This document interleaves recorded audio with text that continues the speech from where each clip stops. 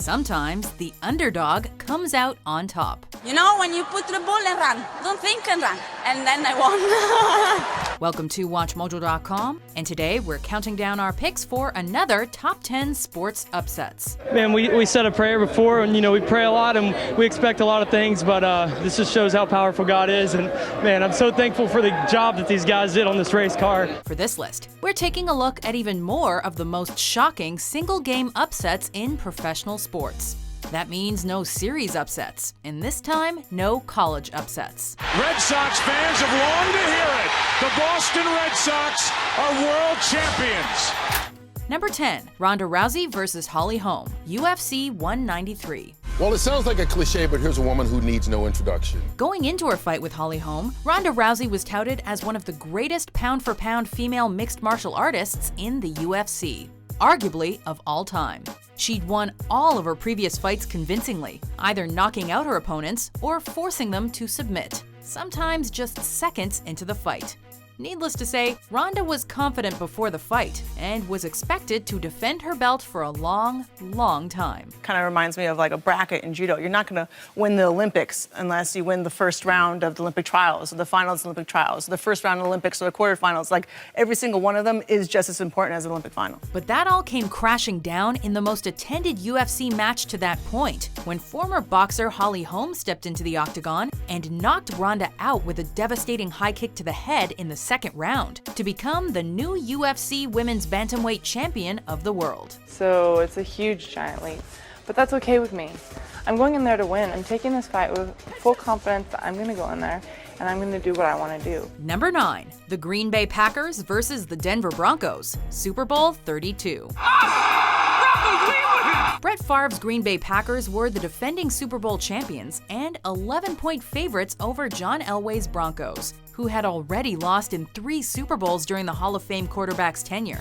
Broncos running back Terrell Davis ran for 157 yards and scored 3 rushing touchdowns despite a blinding migraine. What's that?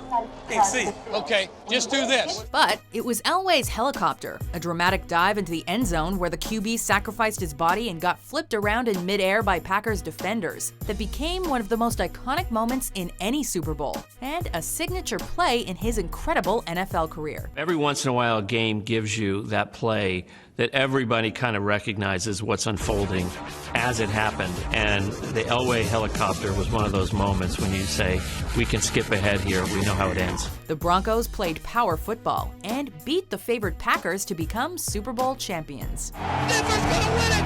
Are you kidding me? Number 8, everyone versus Trevor Bayne, the 2011 Daytona 500. I'm just a normal kid. I still hang out with my friends in Knoxville and in North Carolina. I mean, I go out wakeboard, snowboard, play guitar, all that stuff. At 20 years and 1 day old, Trevor Bayne defeated several far more experienced drivers and avoided multiple wrecks to become the youngest person ever to win the Daytona 500, and only the second person to win the race on his first try. Trevor Bayne is going to win the Daytona 500! Unbelievable! Happy birthday, Trevor Bayne, 20 years old! Are you kidding me? Racing in just his second career Cup start, Bayne suited up with Wood Brothers Racing, a team with a lack of sponsorship that was in the midst of a 10-year winless drought. Look at this celebration. This is unbelievable. This is fairy tale stuff. Beating legends like Jeff Gordon and Dale Earnhardt Jr., Bayne shocked the racing world by crossing the finish line ahead of everyone and becoming possibly the most unlikely Cinderella story in the race's history. Bayne's achievement will probably remain the biggest upset in NASCAR history for quite some time. Travis, I'm going to say some words to you. You're a Daytona 500 winner. Has it sunk in? No, I keep thinking I'm dreaming. I really do. Number 7, Japan versus South Africa, the 2015 Rugby World Cup. The upset is still on for Eddie Jones and the Brave Blossoms.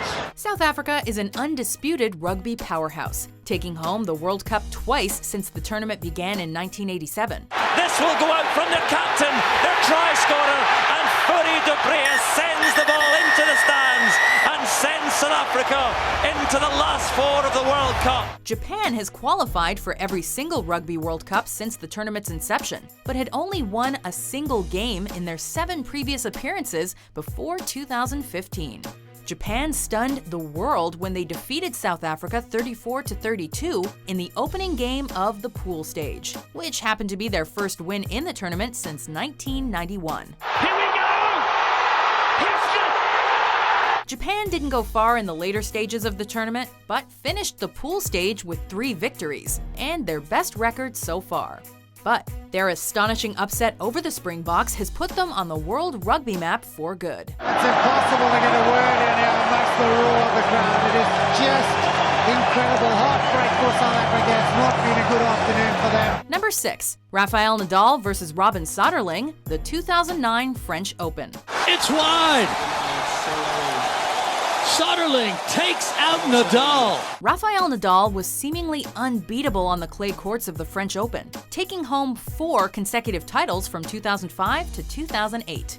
That's why tennis fans were so surprised when he lost to the relatively unknown Robin Söderling in the 4th round of the 2009 tournament. What a conversion from Söderling. While many cite the knee tendonitis that kept Nadal out of Wimbledon a few weeks later as the cause of this dramatic upset, we can't forget to mention Söderling's play, as he absolutely dominated one of the greatest tennis stars of all time.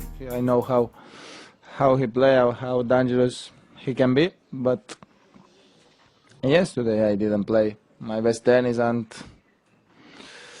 I didn't attack in no one moment. I play very short, and it makes him very easy to play at this level, no? Söderling ultimately lost in the final to Roger Federer, but he and Nadal would meet again the following year in the final of the French Open, where Nadal came out on top. An order has been restored in Paris.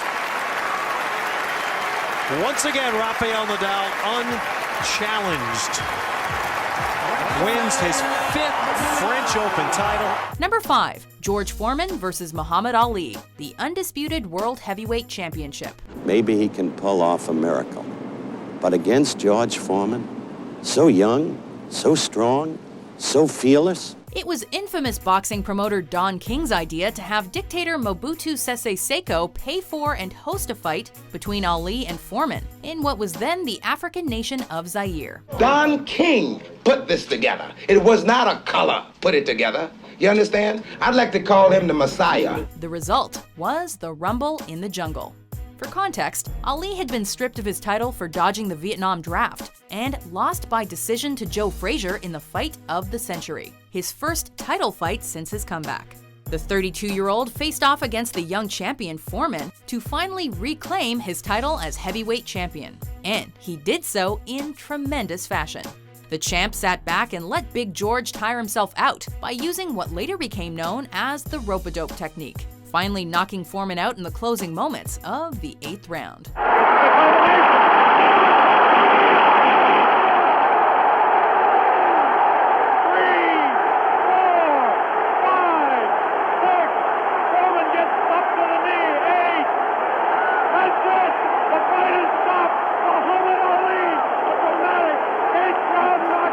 Number 4, the St. Louis Rams versus the New England Patriots, Super Bowl 36. Adam Vinatieri will try to win it with a 47-yard field goal. In the New England Patriots' first ever Super Bowl win, 6th round draft pick and backup turned starting quarterback Tom Brady went from being a relative nobody to a household name. Brady stands in the pocket, dumps it off to the left, complete to J.R. Redmond, 30, 35, to the 40, and a first down. He did so by becoming the youngest quarterback at the time to ever win a Super Bowl, leading his team to victory over Kurt Warner and the offensive juggernauts, the greatest show on turf, St. Louis Rams.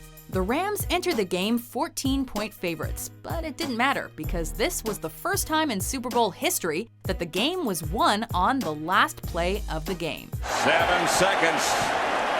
They got Vinatieri in range, and it's right down the pipe. And the Patriots have won Super Bowl 36. As the clock wound down, Adam Vinatieri managed to kick a 48-yard field goal to secure the win for the Pats, 20-17.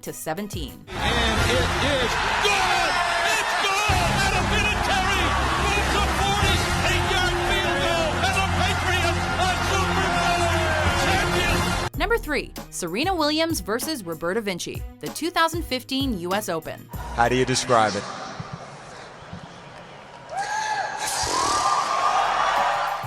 Serena Williams was just 2 wins away from making history. Having reached the semi-finals of the US Open, after already winning the rest of the Grand Slam events in the 2015 calendar year, she was pitted against the unseeded Italian Roberta Vinci. A victory for Williams would have put her within 1 win of accomplishing something no woman had done since Steffi Graf in 1988, and that only 3 women had done before at all, to complete a calendar year Grand Slam. Unfortunately for Williams, Vinci came to play.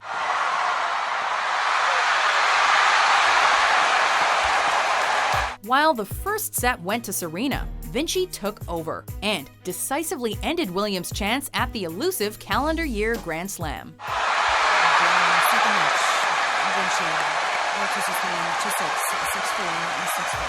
Unfortunately, Vinci lost in the final to fellow Italian Flavia Pennetta.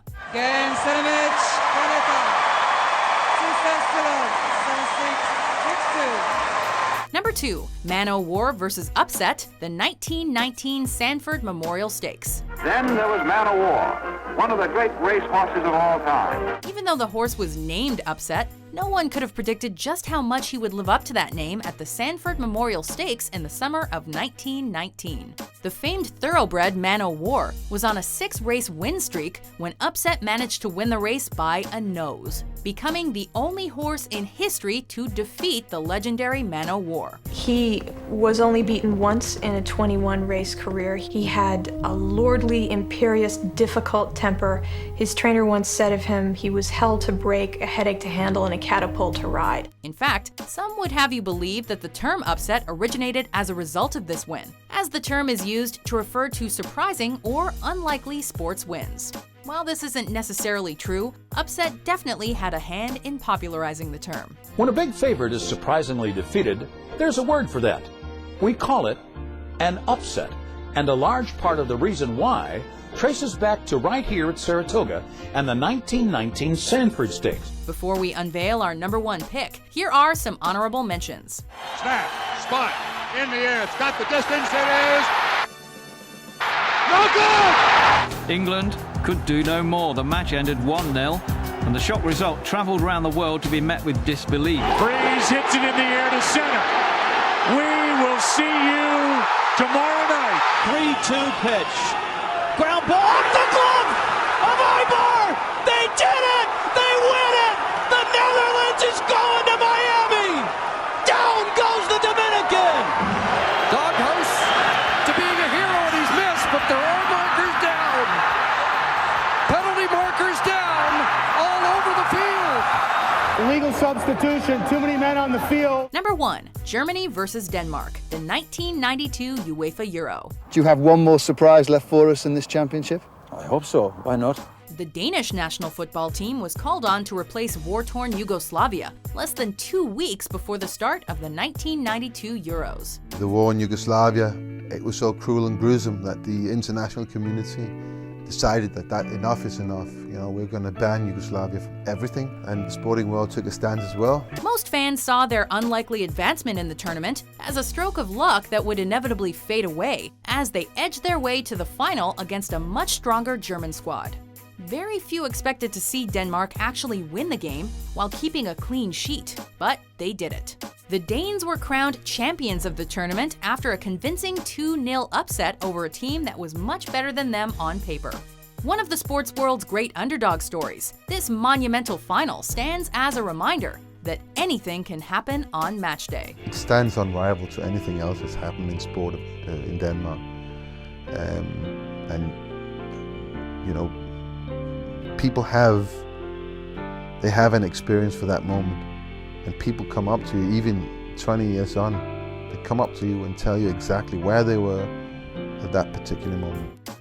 Do you agree with our list? Which underdog story is your favorite? For more exciting top 10s published every day, be sure to subscribe to WatchMojo.com. Ball down, ball through, and the Montreal Alouettes have come on.